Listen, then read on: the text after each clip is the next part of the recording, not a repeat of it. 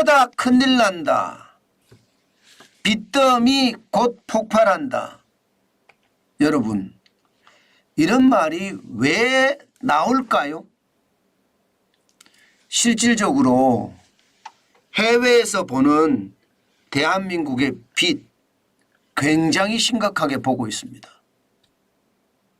자칫 잘못하면요, 경제 주체들, 가계, 기업, 정부, 부채 폭발하는 것 충분히 가능하다 이렇게 예상합니다. 그 규모도 엄청납니다. 여러분, 이거 한번 보세요. 기본적으로 말입니다. 1년 사이에 국가 총 부채가 3.96% 늘어났습니다. 1년 사이에 226조 9,626억 원이 늘어났습니다. 굉장히 많이 늘어났죠. 국가 총 부채가 말입니다. 국가 총 부채라는 것은 가계, 기업, 정부, 경제 주체 전체의 부채라는 뜻이에요. 2022년 2분기만 하더라도요. 5,729조 9,946억 원이었습니다. 그런데 올해 2분기 5,956조 9,572억 원입니다. 굉장하죠. 엄청나게 올라가고 있습니다. 지금 윤석열 정부가 잘했다 하는데 저는 국가 총 부채를 보고 있으면 잘한 게 없다고 봅니다. 왜냐? 1년 새에 3.96% 4% 가까이 늘어났잖아요. 부채가. 게다가 금액도 226조 9,626억 원이에요. 작년에 국가 예산이 607조 8천억 원이잖아요. 거기에 대하면 거의 3분의 1이 넘는 그 규모만큼 늘어났다는 겁니다. 충격적입니다. 게다가 말입니다. GDP 대비 총 부채 비율을 한번 보십시오. GDP 대비 총 부채 비율을 보면요. 무섭습니다. 2022년 2분기에 268.2%였습니다. 지금요. 2분기 현재 273.1%예요. 저는 이것을 보면서요. 야, 이러다가 부채 곧 폭발한다. 저는 그 생각 확실하게 생각을 했습니다. 윤석열 정부가 살림살이 국정을 잘했다 아무리 노래 불러도요. 부채가 이렇게까지 늘어난 것은 뭐라고 설명할 수가 없을 겁니다. 이게 결과물입니다. 1년 동안에 윤석열 정부가 어떻게 국정을 운영을 했는지 결과물이라니까요. 부채가 늘어난 것. 문제는요. 3.96%가 늘어났잖아요. 전 세계 주요 국가하고 비교를 해보면요. 우리가 잘했는지 못했는지 확실하게 결론이 납니다.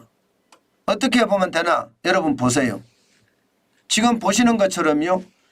OECD 주요 국가의 국가 총 부채 비율은 다 떨어졌습니다. 다 떨어졌어요.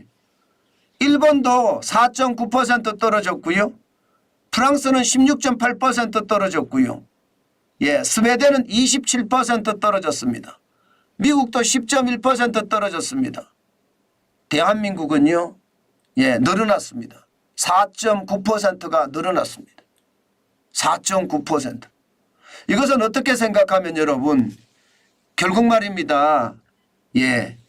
윤석열 정부의 핵심이라고 이야기할 수 있는 저는 나라 살림이 그만큼 형편없어졌다 이렇게 생각합니다. 분명히 나타나잖아요. 273.1%가 늘어났으니까 4.9%포인트가 늘어난 수치잖아요. 그러니 시장에서는요. 야, 이거 큰일 났구나. 나라 살림을 도대체 어떻게 한 거야. 이렇게 충분히 말할 수 있습니다. 물론 말입니다. 일본의 414%나 룩셈부르크의 403%, 프랑스 322.7%, 캐나다 307.9%보다는 낮습니다.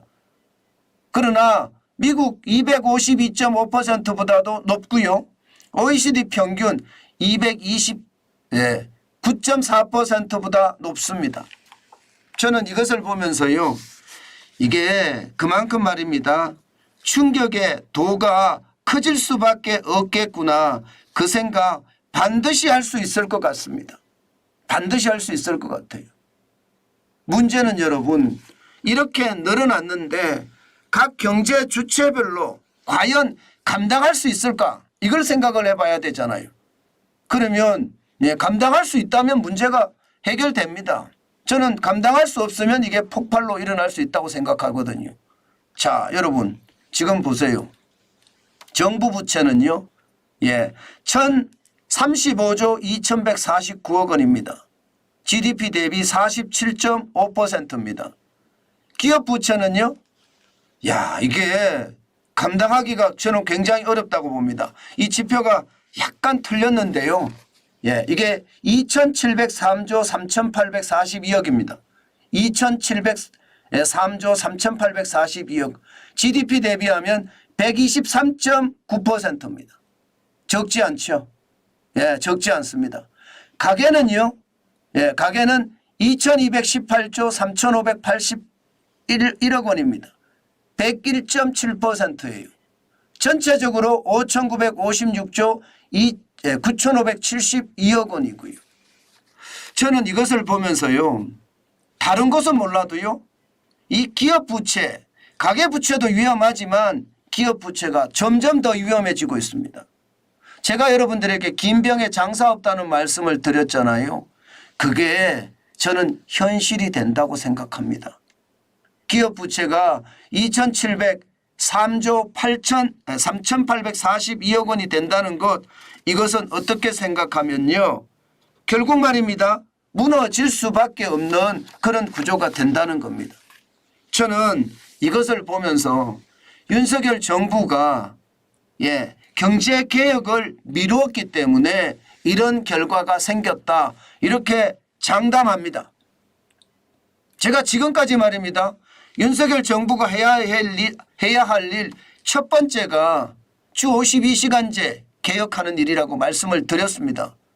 다른 나라가 어떻게 하는지 그거 신경 쓰지 말고요. 국민에게 설문조사 해봐야 이게 결론은 뻔합니다. 주 52시간제보다 더 일 적게 하고 더 돈 많이 받는 게 핵심이거든요. 그렇기 때문에 우리 경제 규모를 가지고 중국이나 아니면 선진국과 경쟁을 하려면 우리는 도대체 주 몇 시간을 일을 해야 되는 건지 연구하고 그 결과를 국민에게 발표한 다음에 주 52시간제의 정책을 펴야 된다고 생각합니다. 여론에 어떤 귀 기울이다가 결국은요. 주 52시간제 지금 손도 못 대고 있습니다. 이대로면요. 그냥 윤석열 정부 2년 날립니다. 2년 날려요. 2년이면요. 여러분 경제를 바꾸고도 남을 시기거든요. 저는 제일 핵심이 주 52시간제라고 생각하거든요. 그 다음이 최저임금입니다. 최저임금도 말입니다. 지금 엄청나게 올라갔잖아요. 문재인 정부 5년 동안만 41.6%가 올라갔습니다. 여기에다가 윤석열 정부에서도 계속 올라가고 있잖아요.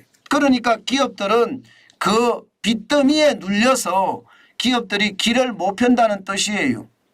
그러니까 기업들이 전부 다 빌려서 말입니다. 빌려서 빚으로 연명한다는 뜻도 됩니다.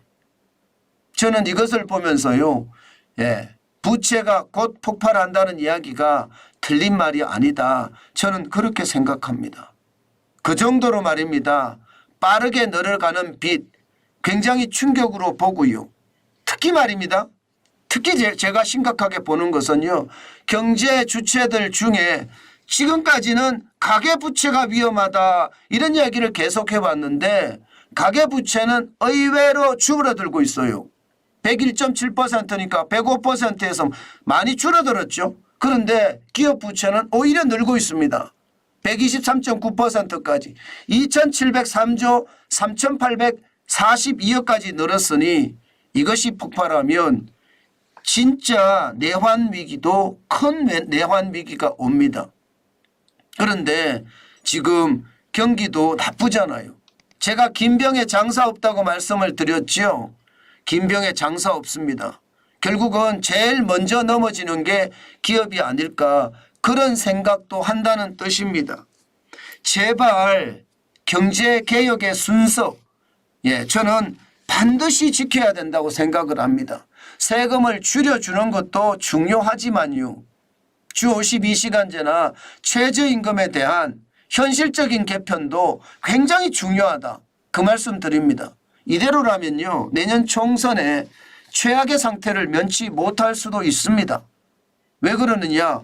여러분 경제가 좋지 않으면 안 찍어요.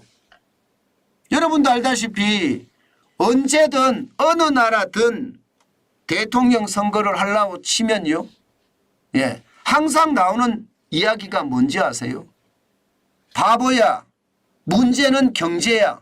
바로 이 말을 아주 화두처럼 씁니다. 어느 나라든지.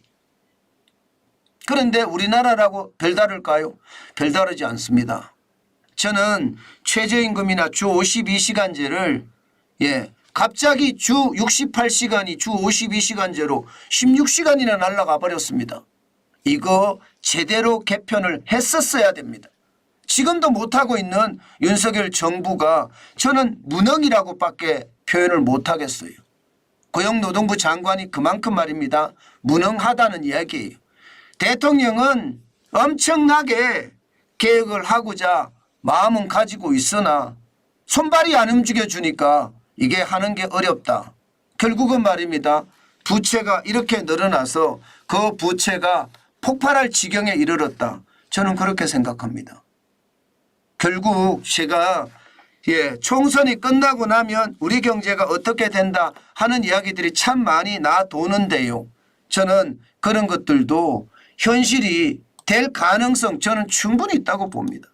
때문에 여러분 조심하시고 조심해야 되는 거 저는 당연히 이야기합니다. 부채 폭발에 대한 충격이 얼마나 앞으로 커질런지 더 두고 봐야 되겠지만요. 핵심은 그렇습니다.